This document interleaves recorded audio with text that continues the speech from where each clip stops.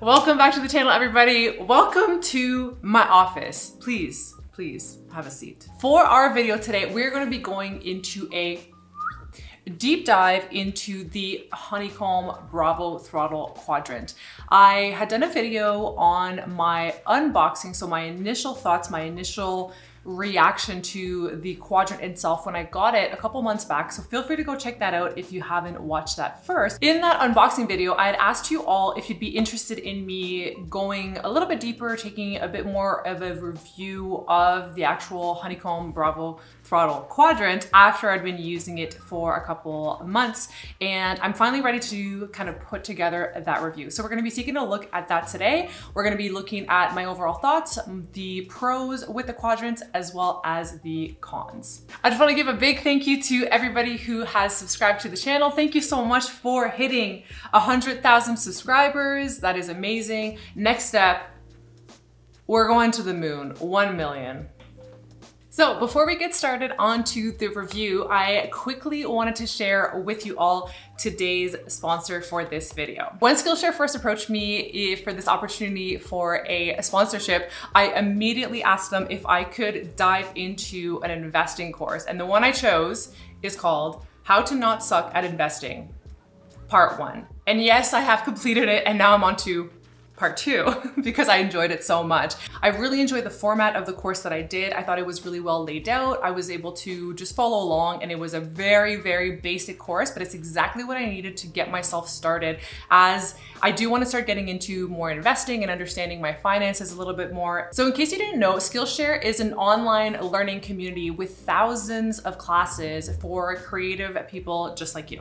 With Skillshare, you can explore new skills, develop existing interests, and get lost in creativity. So if you're looking to fend off boredom, hello, lockdowns, focus on self-care through creativity, or join a similarly creative community, Skillshare is the place to keep you learning. So I've got a special offer to share with all of you. The first 1,000 people to click the link in the description below will get a free trial of Skillshare Premium. And after that, it's only about $10 per month. So go get your learning on. Go click the link in the description box below, and thank you so much to Skillshare for sponsoring this video.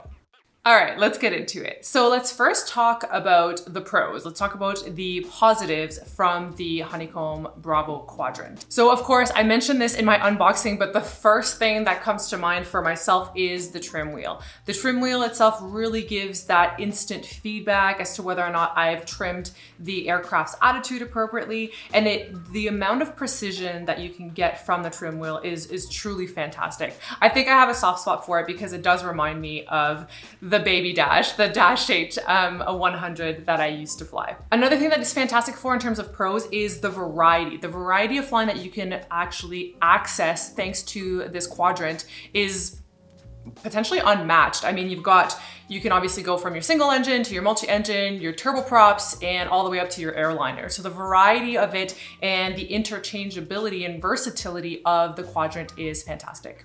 They also have, of course, the flap and the gear lever, which just adds an extra layer of realism, which is nice. Instead of just, clicking a physical button, it has some sort of real life comparison to, a real aircraft. Another thing, of course, that I personally like and I'm a big fan of is the friction lock. So the friction lock just really allows you to increase the tension that you're feeling on the levers themselves. So some people might prefer to have it very loose and they're able to kind of fling the levers around, and other people might like to have it a bit tighter. I personally prefer the latter. I like to have very small input and very small control. And I like it because it just reminds me of what I typically fly. So a lot of pilots will be familiar with having this sort of friction lock. Another thing that's a huge pro for myself is the integration between the Alpha Yoke and the Bravo quadrant. So I'm a big fan of the overall design. I'm a big fan of just how the software interacts with the hardware itself. I think Honeycomb did a good job in terms of the aesthetic and the feel. The quality itself is just really, really nice. So that's obviously a pro for me. Another thing that's a pro too is the upgrade and the improvement to the backlit panel. So they now have the driver, drivers that you can download off the Honeycomb site. It takes a little bit of time to install it, but I followed along the steps that are on YouTube, so you can definitely do that. But now all the buttons are functional. So depending on the aircraft that you have, you're gonna have the different indications. So the master warning, master caution, if you've got some malfunctions that are automated, or you accidentally give yourself one. Again, that's gonna depend on the aircraft that you're currently flying with. So another thing that I like that Honeycomb did is that they added a lot of extra toggle buttons onto the Bravo quadrant itself. So instead of just having the autopilot soft key buttons, they also have the toggle switches. So it just adds a lot more flexibility in terms of what you want to map and increasing again the realism with the quadrant instead of having to click for a lot of those buttons. You're a little bit limited depending on the aircraft type that you're going to fly. What I mean by that is there's obviously way more buttons than what could be mapped on the quadrant. But again, for the buttons that you use most frequently, you're going to be able to access them on the quadrant. Okay, so now that we've talked about the pros, I'm going to talk about the cons that I found with the quadrant itself. So one of the first things that's a bit of a con, and I'm still not sure how I feel about it. So maybe my opinion will change, and this is just my thoughts, but I'm not sure how I feel about the flap lever.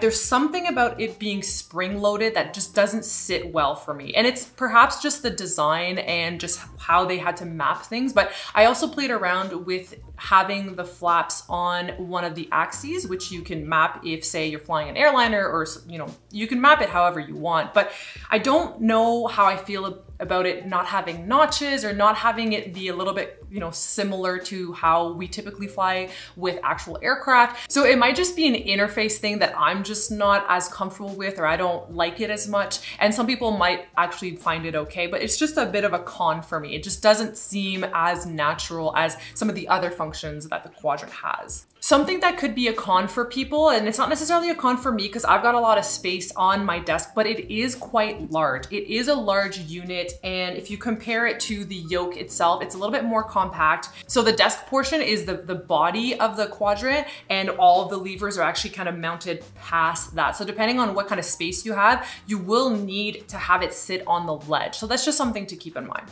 I guess I'm not really doing good with cons so far because those are just two opinion pieces at this point. So the last thing that is a con for me is I'm not sure how I feel about the flight guidance control panel. So the autopilot modes and the autopilot related buttons. So the flight guidance control panel, or the autopilot, is broken up into 3 different portions. And in the first video I mentioned, on the right side, it's a rotary knob. You can control your altitude, your vertical speed, your heading, etc. The middle portion is your soft key buttons to arm or disarm, or arm or activate the different modes. And then on the right, you have your increase or decrease toggle. Now, what I am not a huge fan of is how those buttons talk to one another. So what I mean by that is, unfortunately, a lot of these modes, the soft key buttons, are modes that you would arm, say, on departure or once you're airborne and cruising. But some of the modes aren't reflected, and that might be something that I need to understand how to map them properly. I took so many hours to try to understand this. So if you understand it better than me and you want to let me know, please let me know in the comments below.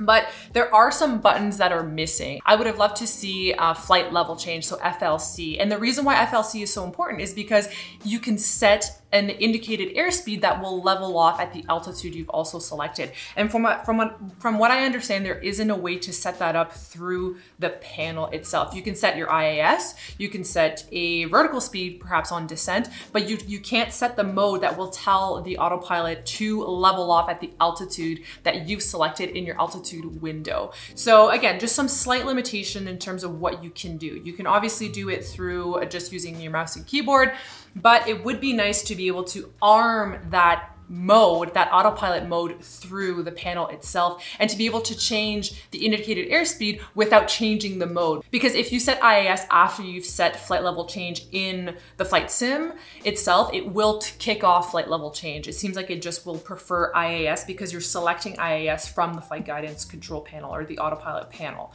So that's just something that maybe with some revisions or in the upcoming future, or maybe just me knowing how to map it properly, could be improved. So again, the biggest challenge that I find with the autopilot panel, and the reason why I haven't used it as much, is because it seems like the buttons aren't fully talking to one another, or like it's not fully congruent between the soft keys and then the knob selections on the left of it.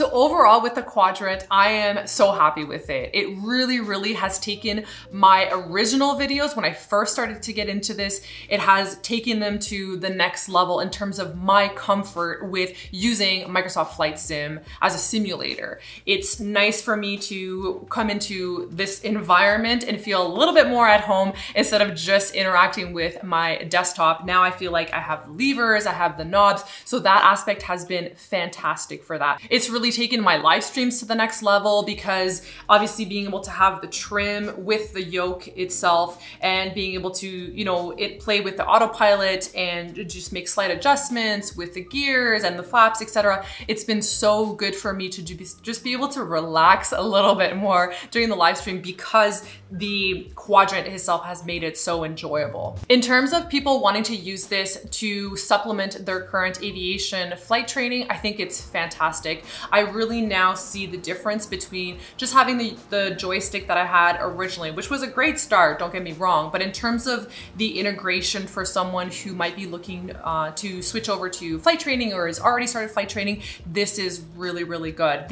Having the extra levers, having the interaction with it, and being able to go through your procedures and steps is a little bit more realistic than perhaps just using your mouse and keyboard. I think for myself, in terms of what I'd recommend just being an instructor, is for people really working on their IFR or their procedures. So I've mentioned this before, using Flight Sim, in my opinion, is not going to be replicating your practices for when you're working on your private license or your PPL, because you just can't feel it in your seat. You can't really feel the plane. But if you're working on memorizing your steps, memorizing like the chair flying, your procedures, especially for IFR when you're working on your instrument rating, I think using this as a set is just fantastic. All right, everybody, that is it for today. I brought Ninja for the outro because everybody loves seeing her. But that is it for today. Thank you so much for watching. Ninja is not a fan right now, but please let me know in the comments below if you got any questions or if something doesn't make sense, if you got any other comments